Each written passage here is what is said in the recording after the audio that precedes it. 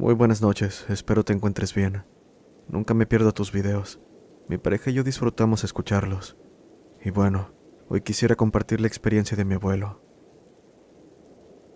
Este relato tiene origen en Managua, ciudad Sandino, capital de Nicaragua. No llegué a conocer a mi abuelo, pero era un hombre muy valiente y grande, según mi familia y personas que lo conocieron de la comunidad Cuajachillo, en una parte llamada El Anzuelo. Es una comunidad rural de difícil acceso. Bien, iniciando el relato, mi abuelo se dedicaba a la agricultura. Sembraba maíz, trigo y también tenía algo de ganado. En cuanto a sus creencias, podría decirse que era ateo. Pensaba que tanto cristianos como católicos eran fanáticos religiosos, además de que por estas zonas los pastores usaban la palabra de Dios para enriquecerse. Siendo así, es difícil pensar que mi abuelo creyera no solo en aquello, sino también en apariciones. Aunque claro, eso fue hasta esta experiencia. En cierta ocasión, mientras mi abuelo trabajaba la tierra con mi tío Juan para la siembra de la postrera, se fueron muy tarde, tipo 7 de la noche. Él alquilaba unas tierras las cuales están a 3 kilómetros de nuestra vivienda, así que, después de unas horas, regresaban únicamente iluminados por un candil. En medio del camino, escuchó pasos tanto delante como detrás de ellos, así que, sin pensarlo, agarró su machete. Mi tío Juan hizo lo mismo, pues, antes, en Nicaragua, se dio el caso que le daban de comer carne de perro a militares, y se creía que carne humana también, pues todo escaseaba en aquel entonces. No había pasado mucho del terremoto del 72. Antes de decir algo, mi abuelo tomó del brazo a mi tío Juan y corrió rumbo al monte. La razón es que había visto una sombra detrás de ellos, aunque al principio creyó que se trataba de militares. Se salieron del camino perdiéndose en el monte, pues un machete no sirve de nada contra un arma de fuego. Pero lo extraño fue que mientras corrían, escuchaban el jadeo de un animal a 4 patas dándoles persecución. El jadeo era largo y extraño, lo que hizo al tío Juan voltear. Con terror vio a lo lejos una criatura de aspecto aterrador, como un can de gran tamaño, pero a su vez parecía una persona. Totalmente oscura y extremadamente delgada de la parte inferior de su cuerpo, pero robusta de la parte superior. «Oh, Dios mío, protégenos de esa cosa», gritó el tío Juan mientras aquella criatura estaba cada vez más cerca. Mi abuelo jaló a mi tío, quien aún continuaba en trance. Así llegaron a un camino llamado La Rapadura, un camino solitario que va de bajada de la montaña, bastante rocoso. «¡Corre! ¡Corre!», gritó mi abuelo, «y haz ruido para que los compadres nos escuchen y vengan a ayudarnos». Cabe mencionar que hasta ese momento mi abuelo creía que quien los estaba siguiendo era un hombre que llevaba a su perro o algo de ese estilo. Vaya sorpresa que se llevó cuando volteó para ver de qué se trataba. Y es que detrás de él no había nadie. No fue hasta que levantó su mirada hacia los árboles que vio un par de ojos brillantes reflejando ira hacia ellos. Mi abuelo, con un nudo en la garganta y temblando de miedo por primera vez en su vida, empuñó su machete. Pero apenas lo hizo, aquella cosa se lanzó sobre él. Intentó defenderse con su machete, pero parecía inútil. Desde aquel momento en que éste tocó esa cosa, rebotó como si hubiera pegado contra un poste metálico. Dijo mi abuelo no saber cómo sobrevivió aquello, pues claramente recordaba que esa cosa empezó a morderlo directamente en su rostro, mientras lanzaba zarpazos sobre su estómago, despojándolo de sus vísceras. Aseguró ver cómo las extraía de su cuerpo, y mientras esto ocurría, una voz grotesca resonó en todas direcciones. «No importa si no soy, tú y tu familia ya son míos». Escuchó también el tío Juan, mientras aquella cosa soltaba un chillido, con el cual mi abuelo se desvaneció. Después de un momento llegó uno de los hijos del abuelo con varios hombres de la comunidad. Lo encontraron convulsionando en el suelo, con moretones y marcas de zarpazos, tanto en su pecho, espalda y rostro. Como en aquellos tiempos no se contaba con hospitales en la localidad, mi abuelo se recuperó en casa mientras mi abuela y varios tíos seguían con la siembra. Dijeron que de vez en cuando, antes del atardecer, mi tío Juan decía escuchar el quejido suave, pero aterrador de esa criatura. esperando a que cayera la noche. Como mi abuela era cristiana y creyente de las cosas paranormales, siempre, antes de que la luz del sol se fuera por completo, se iba junto con todos mis tíos mientras oraban por todo el camino. Cabe mencionar que mucho tiempo después, a un señor que padecía de sus facultades mentales, conocido de la abuela, lo encontraron despedazado en la rapadura. Lo peor es que aquello no parecía ser causado por un animal, pues no se comieron nada de su cuerpo. Además de que había partes las cuales fueron cortadas con un corte limpio, lo cual un animal no podría hacer. Desde ese momento mi abuelo se hizo cristiano y siempre se encomendó a Dios. Tiempo después tendría a mi padre y posteriormente fallecería a los 55 años por paro cardíaco, en aquel solar acompañado de mis tíos. Este fue mi relato. Agradezco la atención. Saludos.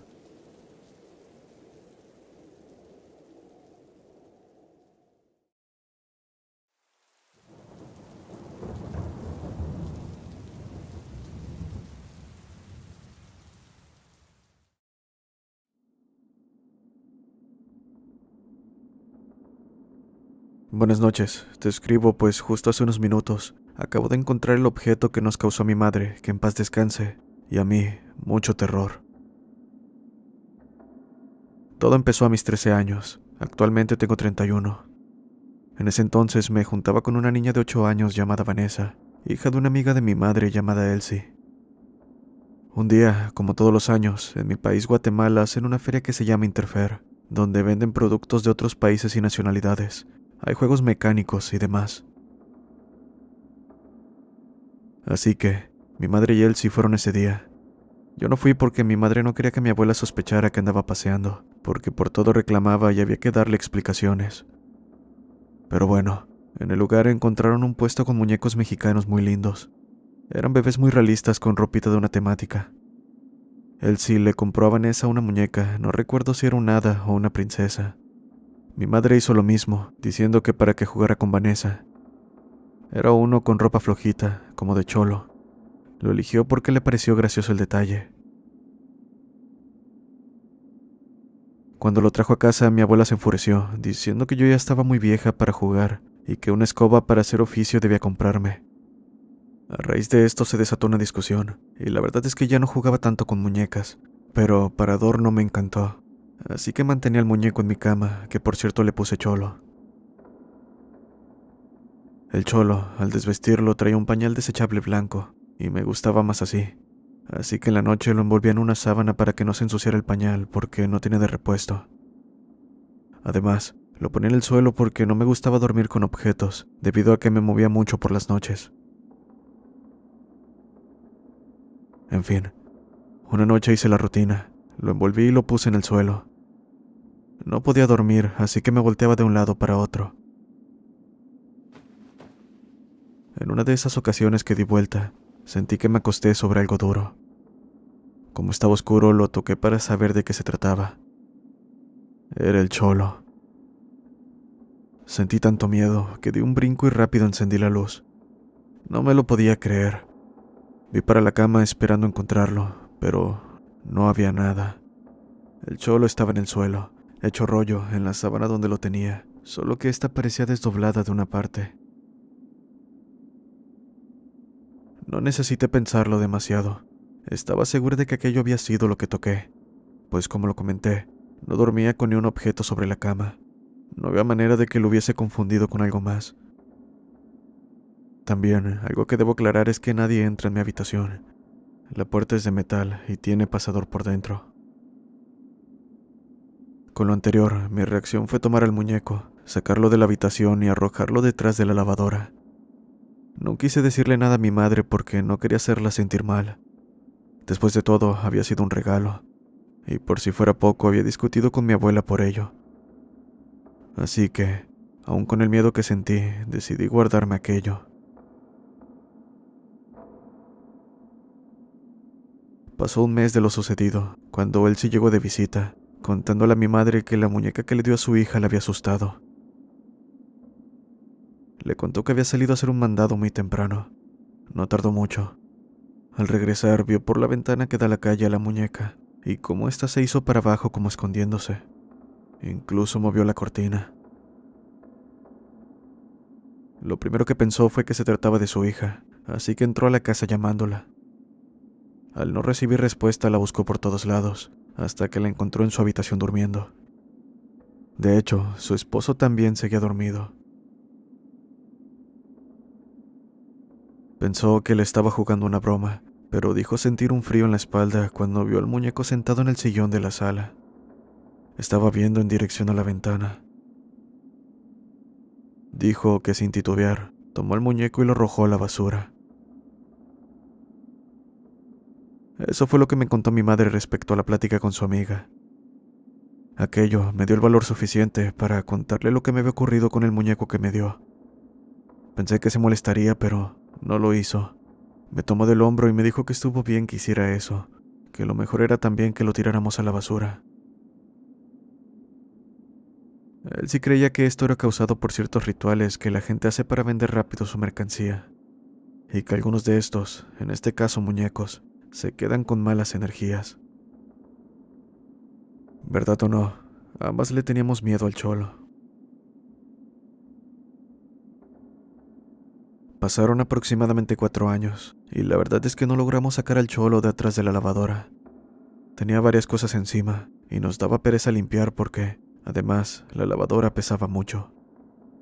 Es importante tener en cuenta que jamás nos deshicimos del cholo, pues un día mientras mi madre se dirigía a su cuarto, vio por una puerta que está en el corredor lo que describe como un enano desnudo, igual de gordo, con rollitos en la piel y calvo. Era idéntico al cholo, solo que este lucía un poco más grande. Apenas vio aquello, gritó y corrió a su habitación donde se puso a llorar hasta que llegué. Me contó lo sucedido, diciéndome que limpiaríamos para deshacernos de aquel muñeco. Más tarde le contó a mi hermano, pero él no creyó nada. Dijo que tratábamos de jugarle una broma y que no caería. La verdad es que lo entiendo, pues él no vivió nada de esto. Tal vez se trate del fantasma de un niño que murió en esta casa, dijo a manera de broma. Y aunque lo dijo en ese tono, nos dejó pensativas, pues ya había ocurrido una desgracia en la casa hace muchos años. Pero eso es otro tema. Así pasó el tiempo, y con él cosas que más adelante te contaré. No se relacionan con el cholo, pero eso no quita el terror que pasé. Actualmente son 18 años de lo sucedido. Mi madre falleció hace un tiempo y yo soy quien está a cargo de la casa, de los quehaceres y demás. Hace unos minutos, mientras lavaba la ropa, recordé lo que había ocurrido con el cholo, entrándome la curiosidad de si el muñeco seguía donde lo dejé. Tomé un palo y moví algunas cosas. Tomé mi teléfono para iluminar, y entre toda la mugre acumulada, logré divisar el brazo del cholo. Mi madre había olvidado tirarlo. Te mando foto, muy asustada, pero al mismo tiempo siento un poco de nostalgia al encontrar un regalo que mi madre me dio en mi niñez. Aunque por si acaso lo dejaré ahí. No pienso sacarlo por nada del mundo. Saludos desde Ciudad de Guatemala.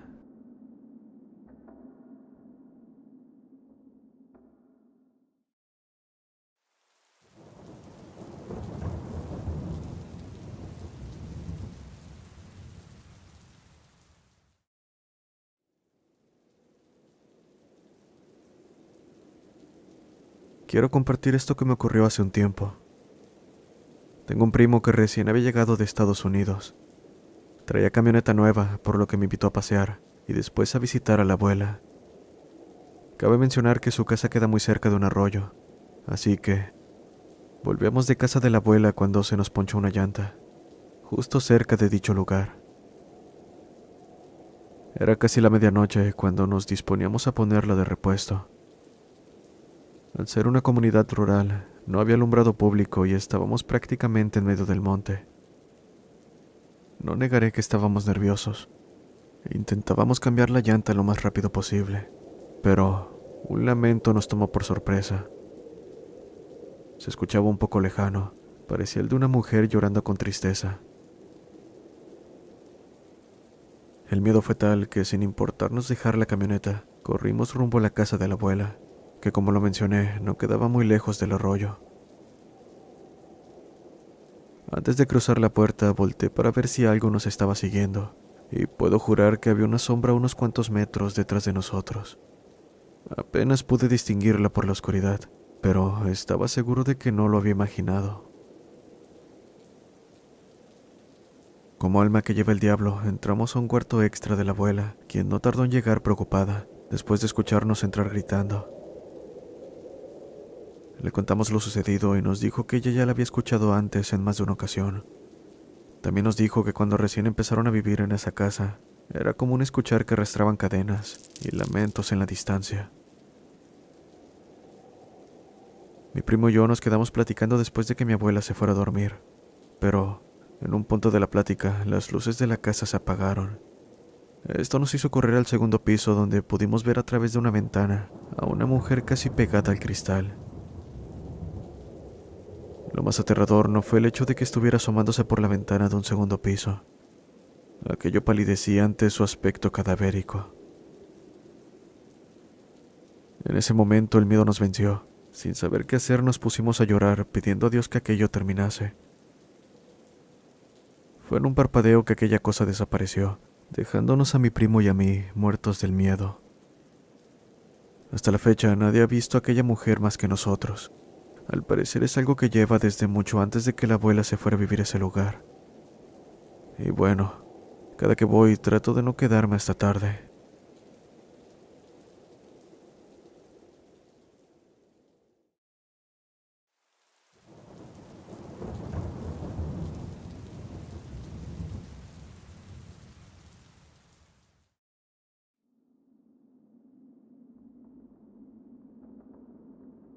Buenas noches. Te cuento una experiencia que le sucedió a mi madre hace algunos años.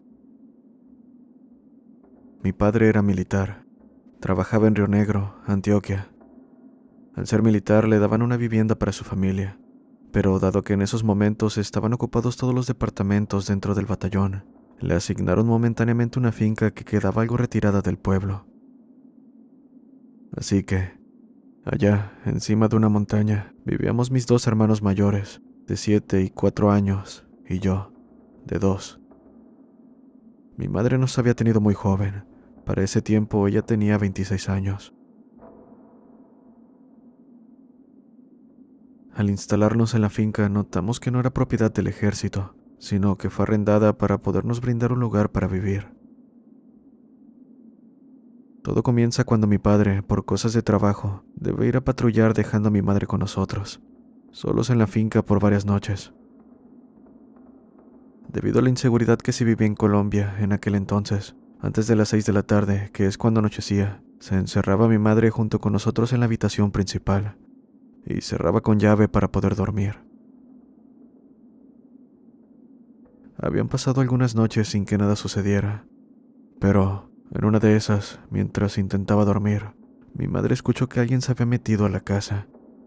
Incluso logró distinguir la voz de un hombre y una mujer, quienes, después de deambular de un lado a otro, terminaron parándose frente a la puerta de la habitación principal, donde dormíamos.